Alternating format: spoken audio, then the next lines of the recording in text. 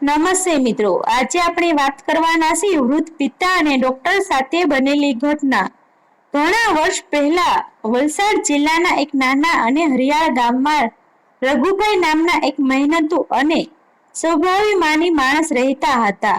તેમનું ઘર ગરીબ હતું, પરંતુ સંસ્કાર અને પ્રેમથી સમૃદ્ધ હતું.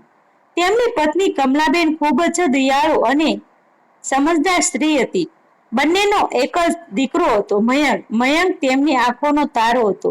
ગરીબી હોવા છતાં માતા પિતા પોતાના દીકરાને કોઈ વસ્તુની કમી અનુભવવા દેતા નહોતા. ગામની સરકારી શાળામાં ભણતો મયંક બુદ્ધિશાળી અને શાંત સ્વભાવનો હતો.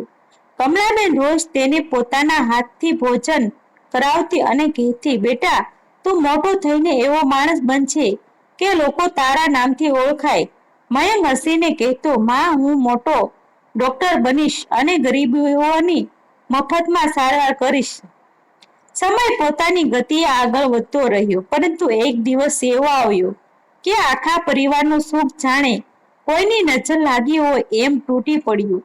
કમલાબેનને અચાનક ગંભીર તબિયત બગડી. ગામમાં યોગ્ય સારવાર ન મળતા થોડા જ દિવસોમાં તેમનું અવસાન થઈ ગયું. ઘરમાં શોકનું મોજું ફરી વળ્યું. રઘુભાઈ માટે તો જાણે જીવનનો આધાર જ છીનવાઈ ગયો. મયંક ત્યારે માત્ર 10 વર્ષનો હતો. માતાના મૃત્યુ પછી તે કલાકો સુધી ઘરના ખૂણામાં બેસીને રડતો રહેતો. રઘુભાઈ પોતાનું દુઃખ ભૂલી દીકરાને સંભાળતા. તેઓ ઘણીવાર રાત્રે એકલા રડતા, પરંતુ દીકરાની સામે હંમેશા મજબૂત દેખાવાનો પ્રયાસ કરતા.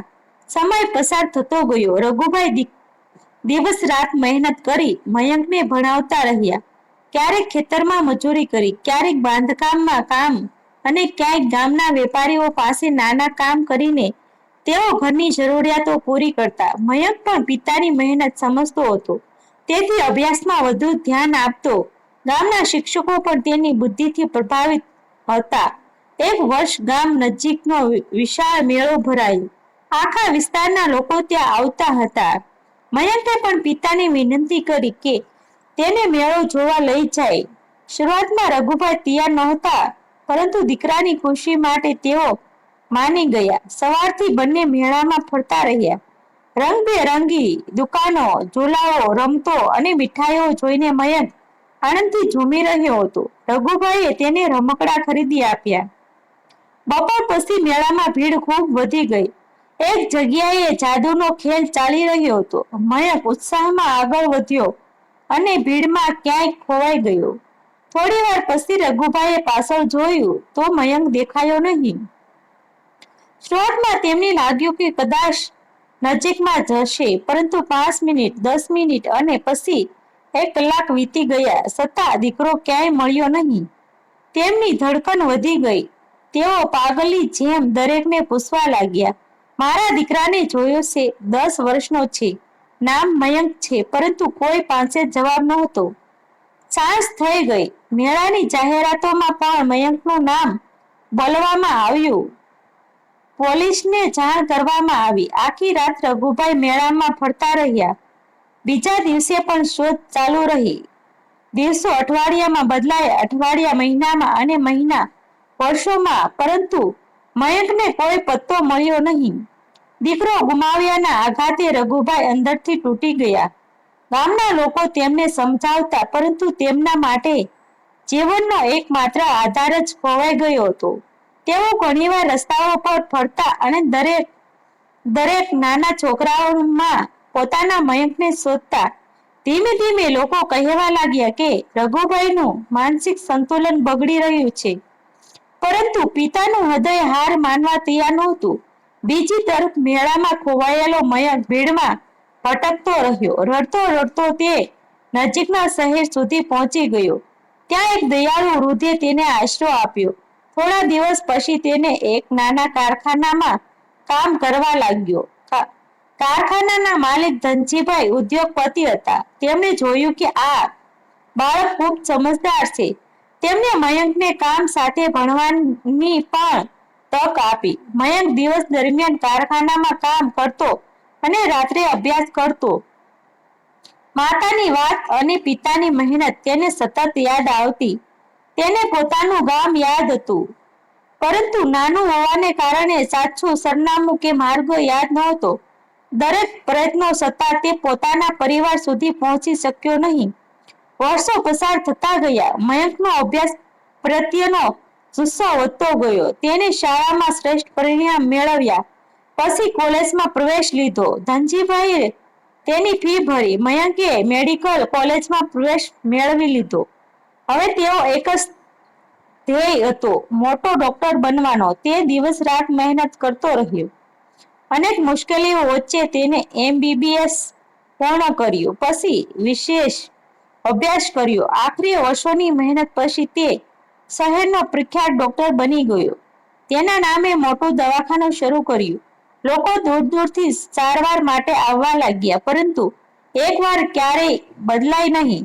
રાત્રે જ્યારે તે એકલો બેસતો ત્યારે તેને પોતાના પિતાની યાદ આવતી. તે વિચારે, મારા પિતા ક્યાં હશે? શું તેઓ જીવતા હશે? શું તેઓ આજે પણ મને શોધતા હશે? બીજી તરફ રઘુભાઈ હવે વૃદ્ધ બની ગયા હતા. ચહેરા પર કરચલીઓ, શરીરમાં નબળાઈ અને આંખોમાં વર્ષોની રાહ છતાં તેઓ જ્યાં કોઈ મેળો કે ભીડ જોતા ત્યાં પોતાના મયંકને શોધવાની આશા રાખતા. એક દિવસ તેમના જીવનમાં એવો વળાંક આવવાનો હતો, જે વર્ષોથી અલગ પડેલા પિતા પુત્રને ફરી એકવાર સામ સામે લાવવાનો હતો. વર્ષો પસાર થઈ ચૂક્યા હતા. એક સમયનો યુવાન અને મહેનતુ રઘુભાઈ હવે વૃદ્ધ બની ગયા હતા. તેમના માથાના વાળ લગભગ સફેદ થઈ ગયા હતા. શરીર નબળું પડી ગયું હતું અને આંખોની રોશની પણ ધીમે ધીમે ઘટી રહી હતી. પરંતુ એક વસ્તુ આજે પણ એક જ હતી, પોતાના ખોવાયેલા દીકરા મયંકને શોધવાની આશા. ગામના લોકો હવે તેમને સમજાવવાનું પણ બંધ કરી ચૂક્યા હતા. ઘણા કહેતા કે આટલા વર્ષો પછી કોઈ મળે નહીં, પરંતુ પિતાનું હૃદય ક્યારેક ગણતરીથી કામ કરતું નથી. જ્યાં સુધી શ્વાસ ચાલે ત્યાં સુધી આશા જીવિત રહેતી હોય છે.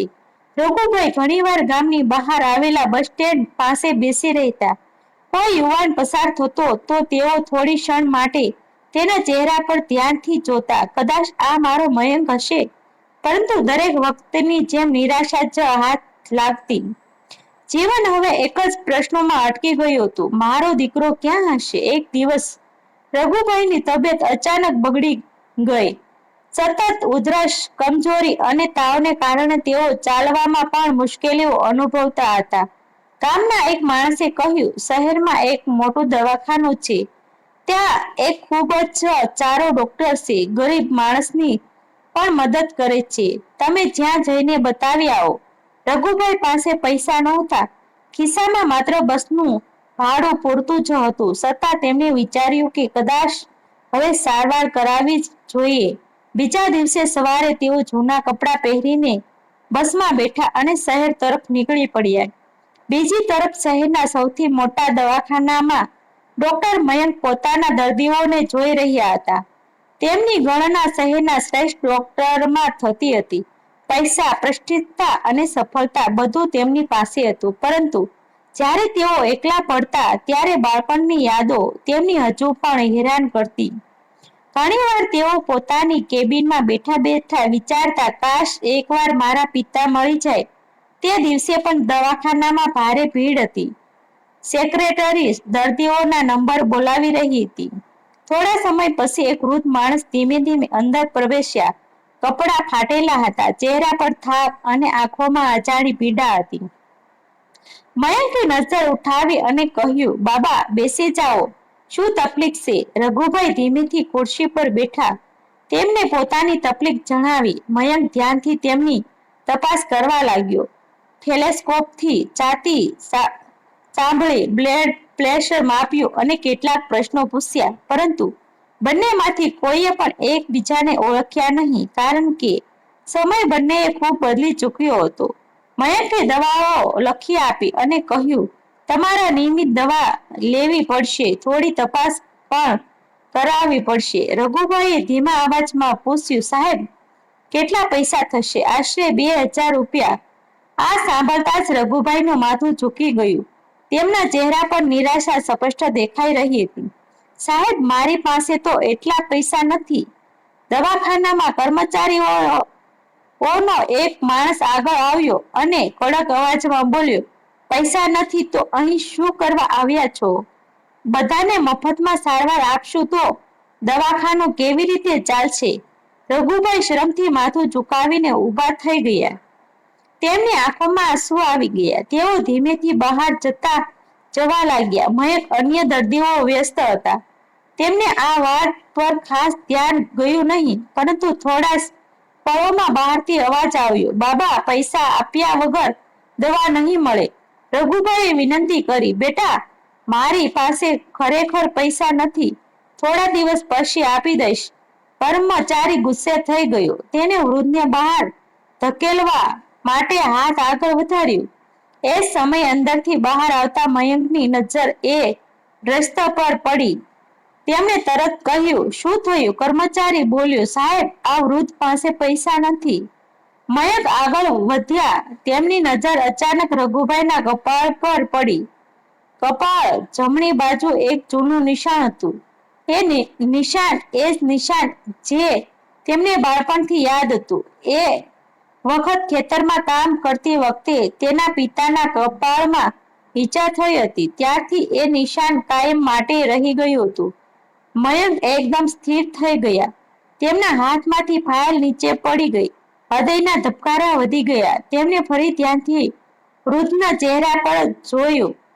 કરકસરીઓનો પાછળ છુપાયેલા એ ચહેરા, એ આંખો, એ જ અવાજ, તેમના હોઠ ધ્રુજવા લાગ્યા. પિતા! રઘુભાઈ આશ્ચર્યથી તેમની તરફ જોયું. શું કહ્યું, બેટા? મયંકની આંખોમાંથી આંસુઓની ધારા વહેવા લાગી. તેઓ તરત રઘુભાઈના પગમાં પડી ગયા. પિતા, હું તમારો મયંક છું, તમારો દીકરો. આ સંભાળતા જ આખું દવાખાનું શાંત થઈ ગયું. કોઈએ કંઈ સમજાયું નહીં. રઘુભાઈના હાથ ધ્રુજવા લાગ્યા. મયંક? હા પિતા, હું તમારો મયંક, જે મેળામાં ખોવાયો ગયો હતો. રઘુભાઈની આંખોમાંથી પણ વર્ષોનું બંધ તૂટ્યું. તેમણે દીકરાનો ચહેરા બંને હાથમાં લીધો. મયંક, મારો દીકરો. આગળની ક્ષણે બંને એકબીજાને ભેટીને રડવા લાગ્યા. વર્ષોનું અંતર, વર્ષોની પીડા, વર્ષોની રાહ એક જ પળમાં આંસુ બનીને બહાર આવી ગઈ. દવાખાનામાં હાજર દરેક વ્યક્તિની આંખો ભીની થઈ ગઈ. કેટલાક કર્મચારીઓએ માથું ઝુકાવી દીધું, જે વૃદ્ધને થોડીવાર પહેલા બહાર કાઢવા માંગતા હતા. તેઓ હવે શરમ અનુભવી રહ્યા હતા. થોડી વાર પછી મયંક પોતાના પિતાને કેબિનમાં લઈ ગયા. બંને કલાકો સુધી વાતો કરતા રહ્યા. રઘુભાઈએ પોતાના જીવનની તમામ મુશ્કેલીઓ જણાવી. કેવી રીતે તેઓ વર્ષો સુધી દીકરાને શોધતા રહ્યા, કેવી રીતે દરેક મેળામાં જોઈને આશા રાખતા કે કદાચ આજે મયંક મળી જશે, કેવી રીતે લોકો તેમને પાગલ કહેવા લાગ્યા. મયંક પણ રડી પડ્યા.